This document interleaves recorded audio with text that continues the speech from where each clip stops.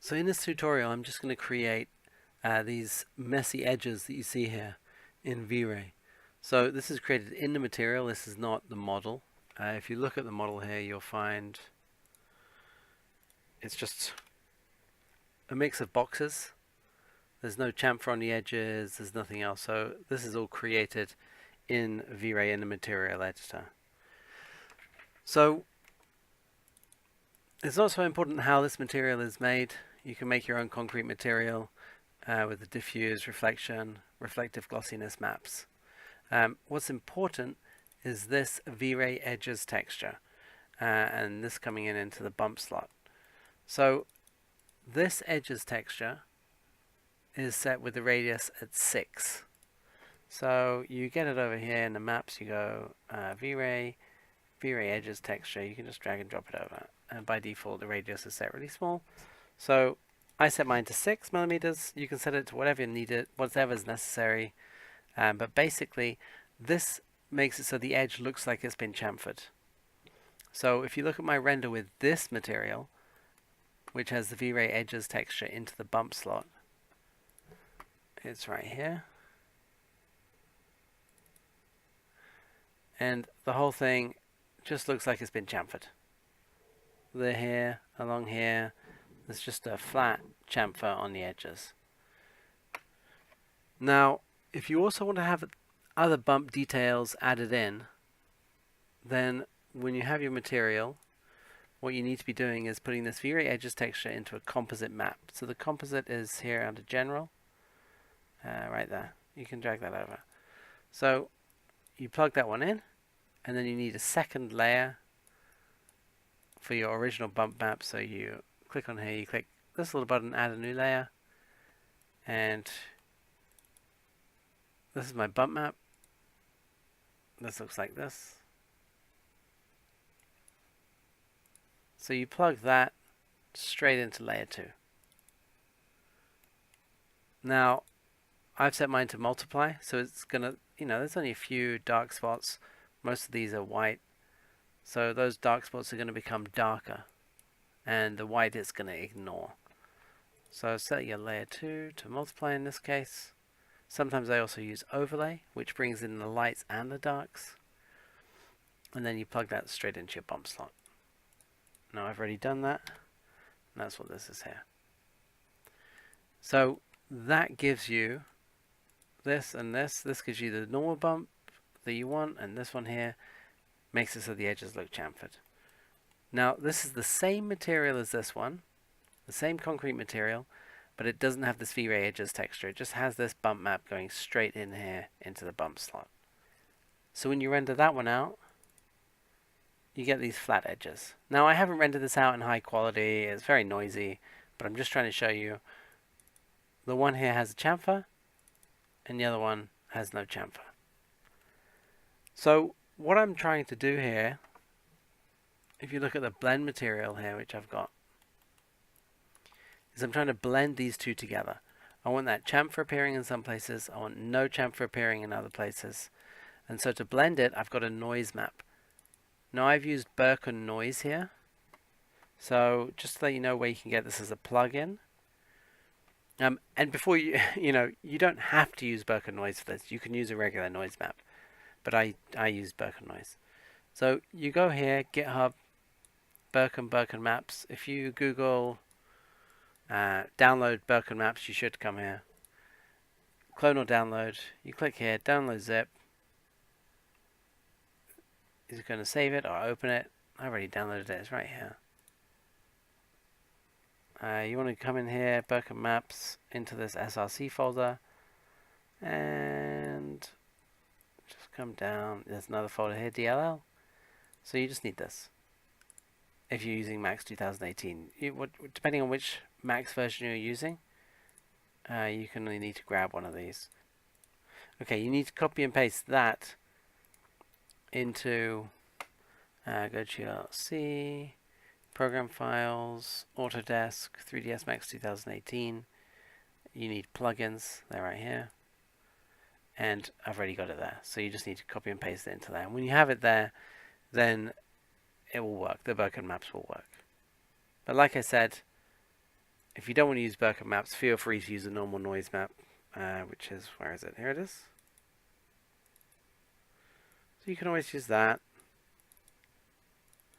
and do the same thing I'm doing with mine here, or similar, not the same, but similar. So what I've done is I've set the size at 130. Now, normally you can't see a noise map in the viewport. You can't see the size. So what I normally do in order to see it is I take a V-Ray map, a V-Ray material, sorry. I take a V-Ray material and I plug that straight into the diffuse slot. And then I take something like this wall and I assign this to it. Where is it there? And then I just press F9, do a render, little test render here, see what's going on. And I see, okay, yeah, that's what I want. I don't really let it get past this, I'm just trying to see the scale that I've got here. Right, so now I know that scale's what I want, then I know I can work with it. So let's undo assigning that material. Okay. Just going to delete that V-Ray material. Alright, so this is blending these two materials together. And the result, so the result is this. You get areas where it's chamfered, you get areas here where it isn't chamfered. Chamfered, not chamfered, chamfered, not chamfered. And so you get these messy edges appearing in the material. Chamfered, not chamfered. And so it looks dirty, it looks grungy. I think it's a cool effect. I definitely will be trying to use this more. But it's just a tool, another tool which you can add and which you can then use where necessary. Obviously, if your model has already been chamfered, yeah, so someone's come into your model and they've put a chamfer on, and maybe they've set this at 5 or something like that. Oh, 51. 5. And maybe they set this at 2 and 0.5 and smooth chamfers only. So maybe they've done this and you've got this damn model and it's been collapsed, you know. Don't poly. That's another trick, by the way. You know, if you come here and you turn this to an edit poly, convert to edit poly, it's no longer an instance. But if you come here and you use turn to poly,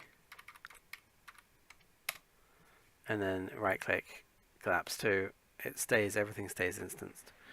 Anyway, the point of this is, if someone's done this and you're like, oh no, I want to put that blend material, blah, blah, blah, blah. What you can do is just go into vertex, select them all, weld, and just put this up. It was what, about 5, so yeah. Now you can see there's some down here that aren't welded, but the rest are welded. So you can go yes, and then select all again.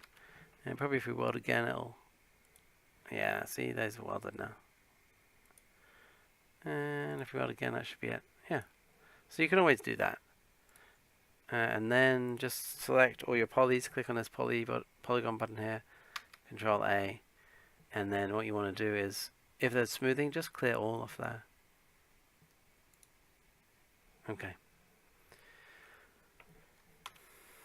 So now that will now work. I'm just going to undo those. Right, and that's it really. That's the simplicity of it. Now with this Berkeley noise, now that's it. Yeah, I just put a Berkeley noise in and set it at 130. Now there's a few other changes I made on this Berkeley noise. Sometimes I want to see this, so I set this high. I remember that number 130, but I'll set it up at like 500. Or maybe even higher, maybe just go to 1000 just to see what I'm doing. And then, so play with this, go through, try the others, Simplex 3D, try them. And then you've got here, you can try these different ones and see what they're like. And I decided to go with that. This by default levels is 3, you know, it's depending on how many levels you've got, depends how many times it does the noise on top of itself. So by default it's 3, I believe. I set up to 4 just to get a little bit more details going. I left this black and the white here, but I adjusted this. By default this is low as 0 and the high here is 1. So you get that. But basically if you come down on the high, what happens is it brings that white point down. So yeah, by default white is set there and that's black. So if you bring the black up, things get darker. And since this is a mask, I need to mask out a bunch of stuff, so that's the whole point in here. So I got that low and that high, and I adjust these down so I get more whites and more darks. And then I render it, I see how it is, and if I like it, that's what I use. Now if you want to do the same thing with a normal noise, you don't want to download Burke noise for whatever reason, then that's fine. I think I would come in here and I'd set this to fractal, and again you've got these levels phase, where is it? Again you've got these noise threshold high and low, so bring that down and the white comes down, and bring that up and the black comes up. Adjust the size if you like so you can see it better. You push those up a bit more, bring that down a bit more, and you can see it's fairly similar. Yeah, there's not a lot of difference, so I could have used this noise, but I use Burke noise for a lot of things, so I like it, so that's why I use this. But that's it. Yeah, you can use this instead and blend it together, and because it's it's a noise which is shown in a 3D area, it goes around corners. If you look at this, you see how it bends around this corner. It bends around that corner, so you don't have to worry about mapping. Like if you were to use a bitmap instead of a noise map, it's not going to line up on the other side of the corner unless you go in there and you unwrap it, or you specifically use a UV and adjust it and make it match. But this is a 3D map, so it just goes around the corners, not a problem, and it knows exactly what's white and what's black and what to do. So I hope that makes sense. I hope you see there's a use for this. Messy edges, simply on a box with the material. Now I know some guys are going to want to see the material, so I'll just give you a little bit more details on the material and we'll call it a day. So it's this concrete material. This actually is from VMPP, Sega shaders. You can Google them. Sega Studio and V-Ray Material Presets Pro. So this is what we bought. And you get a whole load of maps and materials, and it's all pre-made, and it works pretty nicely. So in the diffuse, I've got this map.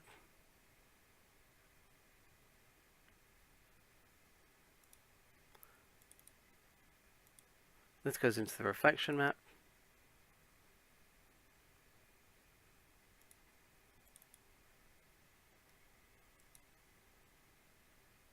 This is the reflective glossiness map. You saw the bump map earlier, I'll show you again quickly. So that's it there. Now one other point to note, I believe it's been handled, but it used to be with V-Ray, this had to go in the composite, it had to go into layer 1. If you had the bump map going into layer 1 and this going into layer 2, then it wouldn't work. I believe that has been handled. But I'm not sure, and I'm used to doing it this way, so I do it this way. So I hope that makes sense. We've got these maps, you've got your concrete material, your VrayEdgesTexture going into a composite, your bump going in beneath it. Feel free to set it to multiply or overlay or whatever you like. And then from here, that goes into the base material. You get a copy of it, either without VrayEdgesTexture or with the VrayEdgesTexture really, really low. Like you could do this, I'm just clicking on these two, pressing Control, clicking on the other one, so I got both. Oops. Clicking on one, Control, clicking on the other, I've got both. Press Shift and drag, I get those two down here. And then put that into the bump slot. You can always set this low if you would like. If you want to see something on there, you can set that down to 1. I set this before. You don't need to worry about this. But you set that to 1. Or 0.5 or whatever you want. But in this case, I found out it came out really nicely with no edges on there at all. Okay, I hope that makes sense. Please let me know if you have any questions. See you in the next tutorial.